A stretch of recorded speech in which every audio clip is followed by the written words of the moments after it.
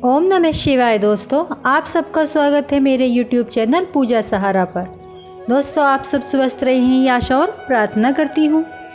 आज हम अपने श्रावण मास महात्म्य का 25वां अध्याय शुरू करेंगे। श्रावण मास अमावस्या को किए जाने वाले पिठोरी व्रत का वर्णन आज हम इस महात्म्य में स्मरण करेंगे। तो दोस्तों, अमावस्या को वैसे भी हम पितरों की और उनकी पूजा करते हैं। अमावस्या के दिन स्नान दान करना चाहिए। और श्रावण मास महात्म्य सुनने से, जो अमावस्या का श्रावण मास महात्म्य है, यह सुनने से जो हमें फल की प्राप्ति होती है, उससे हमारे पितर तो हम पर प्रसन्न होते ही होते हैं, साथ में महादेव का भी आशीर्वाद हम पर मिलता है। तो दोस्तों, पूरा अध्याय सुने और ज़्यादा से ज़्यादा शेयर करें ताकि आपको सुनाने का भी फल मिले। और प्लीज़ मेरी वीडियो अच्छी लगे तो लाइक सब्सक्राइब शेयर ज़रूर करें। अगर कुछ पसंद नहीं आता है तो उसके लिए भी मुझे कमेंट अवश्य करें। तो शुरू करते हैं 25वां अध्याय। बोलो ओम नमः शिवाय। ईश्वर बोले, हे मुनि श्रेष्ठ, अब मैं उत्तम पिठोरी व्रत का वर्णन करूंगा। सभी संपदाओं को प्रदान करने वाला यह व्रत श्रावण मास की अमावस्या को होता है।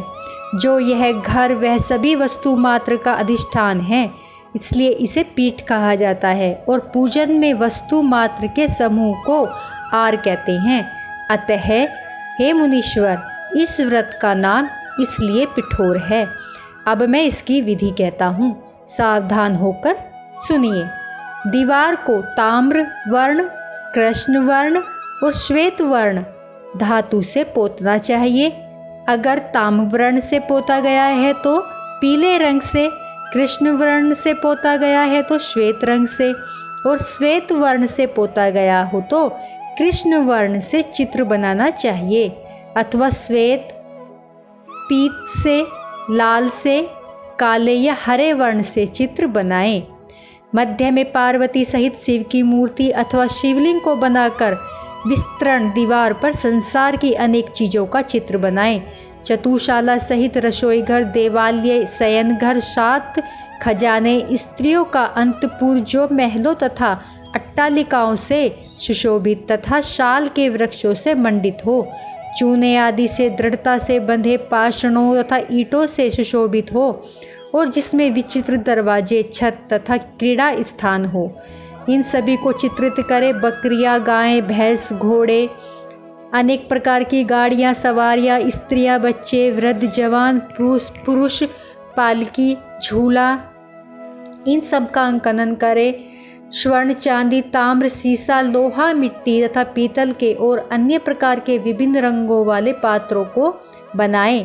शयन संबंधी जितने भी साधन है, चारपाई, पलंग, बिस्तर, तकिया, मैना, बिल्ली, शुभ पक्षी, पुरुषों तथा स्त्रियों के अनेक प्रकार के आभूषण, बिछाने तथा ओढ़ने के जो वस्त्र हैं, यज्ञ में जितने भी पात्र होते हैं, मंथन के लिए 2 स्तंभ व 3 रस्सियाँ, दूध, मक्खन, दही, तेल, तिल, इन सभी को दीवारों पर बनाए। गेहूँ, चावल, अरहर, जौ, मक्का, मसूर, मूंग, कांगनी, तिल, उड़द, ये सभी धान्य वर्ग भी अंकित करे। शील, लोहा, चूल्हा, झाड़ू, पुरुषों व स्त्रियों के सभी वस्त्र, बांस, तृण के बने हुए सूप, ओखली, मूसल, चाकी, दरैता, पंखा, छत्र, जूता, बर्छी, ढाल, पाश, अंकुश, गदा, त्रिशूल, भिंदी, पाल, तोमर, फरसा, भुषुंडी, परघी, चक्र यंत्र आदि, जल यंत्र, दवात, लेखनी, पुस्तक, सभी प्रकार के फल,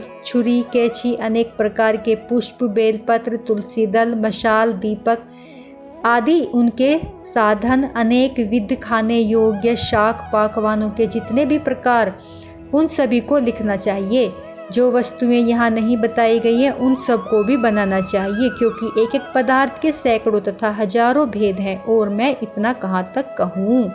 16 उपचारों से इन सभी का पूजन होना चाहिए। पूजन में अनेक प्रकार के गंध, द्रव्य, पुष्प, धूप, चंदन अर्पित करें।